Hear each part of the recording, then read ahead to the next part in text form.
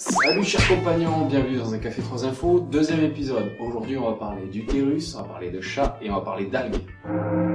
Les amis, l'heure est grave. Si je vous dis UA, vous pensez à quoi? Union d'abrutis? Non, pas du tout. Utérus artificiel, c'est l'acronyme pour utérus artificiel. C'est dans les cartons depuis un sacré bout de temps. Le but, créer un support permettant le développement de la vie. Avec ce machin, plus besoin de mère porteuse quoi. Plus besoin de mère du tout. L'UA pourrait révolutionner la procréation, mais soulève encore de nombreuses polémiques. Et les avancées sont là. En 2002, Helen Hunching, lui, arrêtez de vous marrer, essayez de le répéter 3 fois d'affilée ce truc, a cultivé in vitro, sur un support artificiel, des cellules utérines prélevées sur une patiente. Ils ont ensuite réussi à y fixer un embryon et à l'y faire se développer pendant 6 jours. L'ectogénèse va plus loin puisqu'après cette expérience, c'est carrément une souris qui a vu le jour par ce moyen. Bon, elle n'était pas tout à fait finie sur le plan cérébral, mais quand même, la prouesse est là. Les Japonais ont fait pire. En 1997, ils ont fait vivre pendant 3 semaines un fœtus de chèvre dans un bassin amniotique. Alors, on reste dans les animaux, enfin, on reste dans le sujet des animaux, et on va parler du chat, enfin plus précisément de sa vision. Alors, je suis sûr que tout le monde a déjà entendu « Oh, le chat, il a une vision exceptionnelle, il a une vision tellement perçante qu'il voit les fantômes. » Eh ben, en fait, je vais casser un mythe, hein. Le chat, il voit que dalle. Enfin, du moins pas aussi bien que nous, on le pensait. Déjà, le chat ne voit que 2 couleurs, le bleu et le vert. Enfin, il voit 2 couleurs. Il voit surtout des taches pastel bleues et vertes. Je suis sûr que vous avez tous déjà vu au moins une fois dans votre vie un chat bugger, à tel point que ça fait un peu flipper quand même. Hein. Donc on a le chat qui bug comme ça, en fait il n'est pas en train de voir une âme errante, un fantôme ou quoi que ce soit.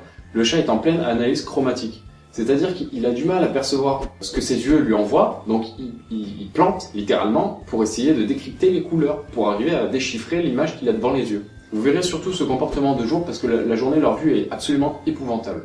Finalement ils ont quand même une vue supérieure à la nôtre, la nuit. La nuit, ils voient à peu près 6 à 8 fois mieux que nous. Mais c'est surtout en termes de contraste, parce que leur pupille est capable de percevoir beaucoup plus de luminosité que la nôtre. On sait tous qu'ils sont d'excellents chasseurs. C'est grâce à la vitesse de rafraîchissement de leur rétine qui leur permet de percevoir les mouvements rapides très facilement. En revanche, ils perçoivent les mouvements lents 10 fois moins bien que nous. C'est pour ça souvent qu'on voit des chats attendre que leur proie se mette en mouvement pour pouvoir bondir dessus. Parce qu'avant, il a du mal à l'apercevoir.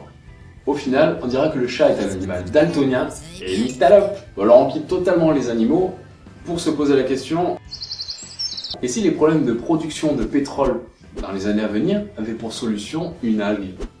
Alors c'est aujourd'hui la réalité, on sait fabriquer du pétrole. En 1 heure, avec un process totalement déjanté, on arrive à reproduire ce qui prend normalement des millions d'années. En plus le principe n'est pas si compliqué que ça.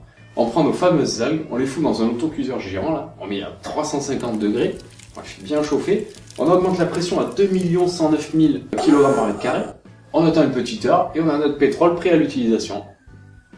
Alors pour l'instant, il y a un frein à cette solution, c'est le coût de fabrication qui est encore trop important. En parlant d'algues, petite parenthèse pour une entreprise française bien de chez nous qui fabrique des emballages plastiques sans pétrole, 100% algues et donc 100% biodégradables. Ils ont même réussi la prouesse de faire varier le temps de dégradation de leurs produits, de quelques heures pour des emballages de supermarché, à quelques jours pour des seaux, des pelles à la plage pour les enfants. Merci d'avoir regardé la vidéo, je vous invite à commenter pour me faire part de vos retours sur le contenu et la durée notamment, à poser vos questions si vous voulez des approfondissements, des liens ou tout ce que vous voulez. Likez la vidéo, c'est une super récompense pour moi.